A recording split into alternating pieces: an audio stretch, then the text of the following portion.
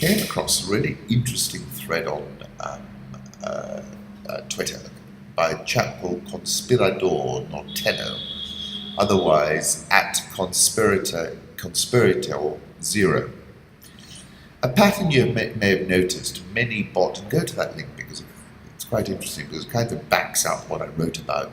We have a DV8 tomahawk. A pattern you may have noticed, many bot and troll accounts have usernames that end in 8 random digits.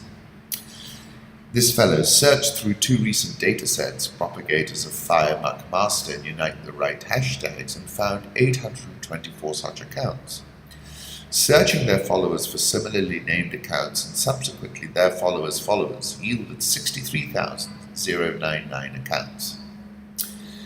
Then he showed us the follower network formed by these 63,099 accounts. Larger circle equals more accounts with the 8-digit numbers amongst its followers. Then he looked at the largest node in the network, which turned out to be DavidJo 52951945. This account's been around for a while, since early 2013, 136,000 tweets. Here's an interesting observation. David is posting at 8 a.m. to 8 p.m. every day, Moscow time, almost like it's his job or something. What's he tweeting about? This figure illustrates the volume of DavidJo's tweets, mentioning various topics over the years. Look at it carefully. Okay, do you remember 5th of December 2016? We have a DV8 tomahawk. And I said, then hindsight will surely show that Russia ran a seriously sophisticated program of interference, mostly digital. This is a classic example of that. And I said, then that digital program of interference amplified the Trump candidacy. And Trump was an ideal candidate for that kind of support. He's a linguistic warfare specialist. Returning back to this thread, along comes the 2016 election, and DavidJo is tweeting some very familiar sounding material about Hillary Clinton. Very alt-right-esque messaging about Michael Flynn and the deep state. Bear in mind that DavidJo is posing as British. I do have to say this is one of the more interesting troll accounts I've seen, and almost certainly human operated, not a bot. Conclusion, almost certainly a Russian invention, and B, a far more influential social media node than your average bot. And that's what I was talking about when I said in that article of mine, non-linearity. You have to learn how to navigate a linear system in a non-linear way. They've done it a little bit here, haven't they? Those numbers are a dead giveaway, and careless, in fact.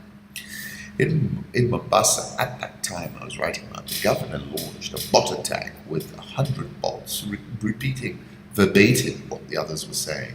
And I was saying that was a very linear intervention, which wouldn't work.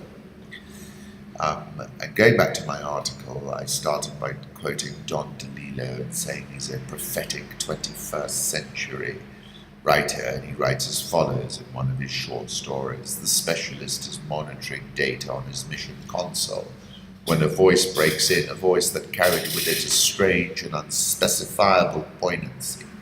He checks in with his flight dynamics and conceptual paradigm officers at Colorado Command. We have a DV8 tomahawk. We copy, there's a voice.